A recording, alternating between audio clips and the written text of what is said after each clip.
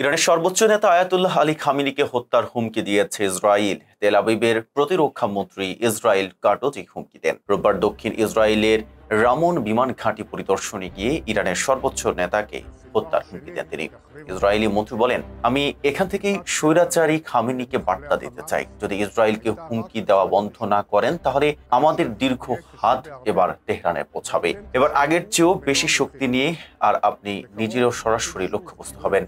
Israeli দৈনিক Yedioth আহরোনথ তার এই বক্তব্য প্রচার করে। তবে ইসরায়েলের এই হুমকির জবাবে তাৎক্ষণিকভাবে কোনো প্রতিক্রিয়া জানায়নি ইরান। এর আগে গত ৩০ জুন ইসরায়েল হামলা চালায় ইরানের সামরিক ও পারমাণবিক স্থাপনায়। এর ফলে দুই দেশের মধ্যে শুরু হয় ১২ দিনের সংঘাত। পাল্টা জবাবে ইরান ছড়ে ক্ষেপণাস্ত্র ও ড্রোন। এছাড়া যুক্তরাষ্ট্র ইরানের ৩টি পারমাণবিক স্থাপনায় চালায় বিমান হামলা।